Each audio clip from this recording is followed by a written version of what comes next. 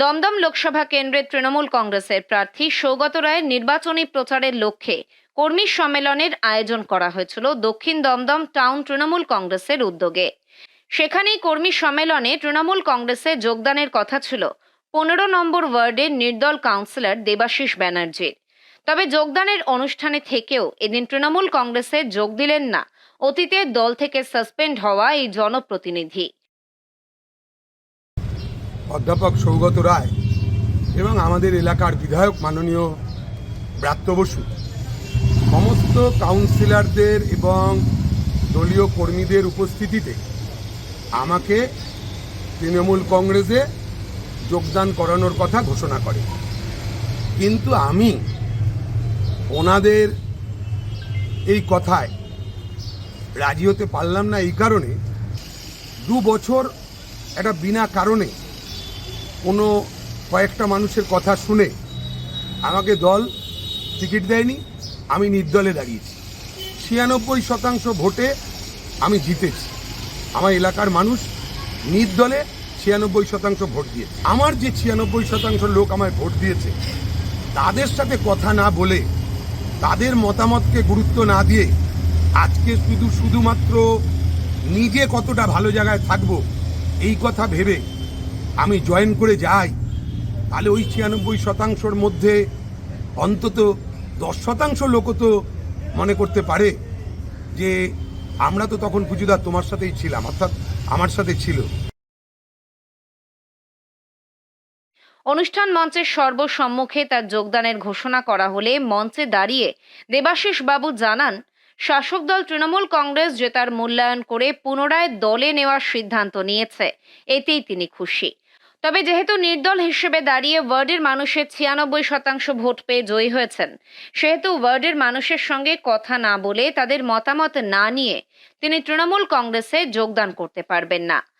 তাদের সঙ্গে আলোচনার পরই চূড়ান্ত সিদ্ধান্ত নেবেন বলেও জানিয়ে দেন এদিন যোগদান মঞ্চ থেকেই।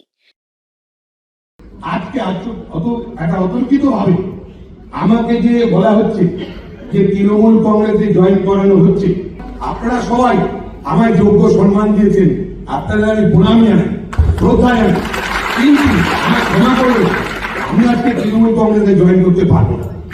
তার কারণ আমি আজকে যতক্ষণ পর্যন্ত আমার ওয়ার্ডে আমার সময় দিতে হবে, আমার ওয়ার্ডে যতক্ষণ পর্যন্ত সেই সমস্ত মানুষগুলো যারা নির্দলের ক্যান্ডিডেট হওয়া সত্ত্বেও আমাকে 96% ভোট দিয়েছে, তাদের সাথে আলোচনা না করে আমি যদি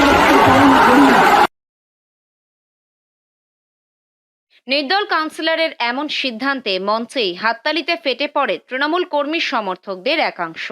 এমনকি সে কথা শুনে রীতিমতো চোখে জল নিয়ে কান্নায় মন্ত্রী ব্রাত্য বসু জড়িয়ে ধরেন দেবাশিস ব্যানার্জিকে। নির্দলেই কাউন্সিলর জানান, তিনি তৃণমূল কংগ্রেসের প্রার্থী, অর্থাৎ সৌগত বাবুর হয়ে এই ওয়ার্ড থেকেই ভোটে ভালো ফলাফল তুলে দেবেন, তবে যোগদান করবেন না তৃণমূল কংগ্রেসে।